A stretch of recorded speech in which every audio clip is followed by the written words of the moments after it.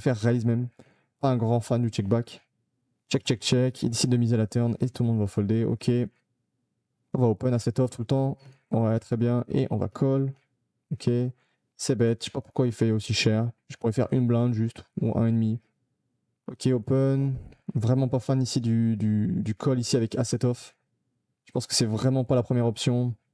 Et As-Valet off, il a plutôt un bon jam ici. On sait que Zeno, il open bien large. Et que Lob, il flatte trop. Donc ouais, j'aurais fait tapis à sa place. Ici, il décide de donk. Je sais même pas pourquoi il fait. Je crois qu'il est vraiment perdu ce joueur. Il a l'air de faire que des plays à l'envers. En tout cas, du peu que je vois. Et il va fold du coup ici. Il a donk, mais pour rien en fait. Parce que finalement, il se fait sortir du coup. Open ici, très bien. Là, je comprends pas pourquoi il décide de faire 2.5 maintenant.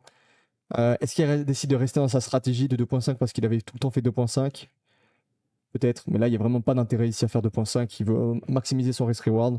Donc, je pense que c'est une erreur ici de faire 2.5 plutôt que 2. N'hésite pas à me dire ce que tu en penses en commentaire. Ici, il faut jamais défendre. À place de 10 et 8 off, c'est tout le temps un faute. Je sais pas ce qu'il fait. Check raise ici me paraît ok dans la stratégie. D'ailleurs, à la place de Val, je pense que c'est un bon sizing, un tiers. J'aurais fait un poil moins cher personnellement, mais pourquoi pas. Check call ici, ça va checker et il décide de miser un tiers. J'aime beaucoup cette décision. À mon avis, ça va fast play l'adversaire avec toutes ses mains au-dessus. Et je pense que c'est une belle décision ici avec paire de valet. J'aurais fait la même chose. Ici, on va pouvoir raise. Très bien, il aurait dû faire moins cher d'ailleurs. Il aurait fait autour de 3, c'est largement suffisant. Tout le monde va fold. Open. Tout le monde va fold, ok. Open. On voit qu'il est vraiment très agressif. Et là, j'aime beaucoup son sizing. Je préfère largement ce sizing 5.5 que 7 tout à l'heure. Alors, c'est pas forcément les mêmes profondeurs dans les ranges, dans les spots adverses, mais je trouve que c'était quand même un poil trop cher tout à l'heure. Ouais, toujours, n'hésite pas à me dire ce que tu en penses en commentaire. Le but, c'est d'avoir un débat constructif. Je vois qu'il a pas mal de mains ici. Paire d'as, paire de dames, ça y va. Ici, c'est jamais un limp. On l'a déjà vu plusieurs fois qu'il faisait cette connerie. As-Roi off, très bon jam ici. Je pense qu'avec deux joueurs qui sont plus short, on n'a pas forcément envie de limper. Je pense qu'on peut vraiment juste faire tapis. On n'a pas envie de size non plus. Et il arrive jam ici, c'est très bien joué.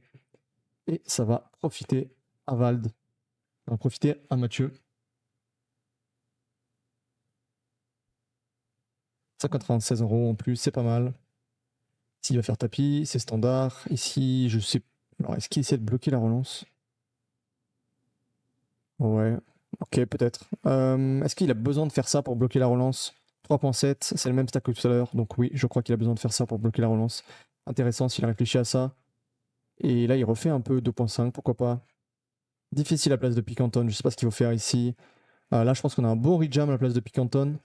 Non, là je pense que c'est largement un rejam plutôt qu'un call. La probabilité qu'on bust, comment dire, comment dire,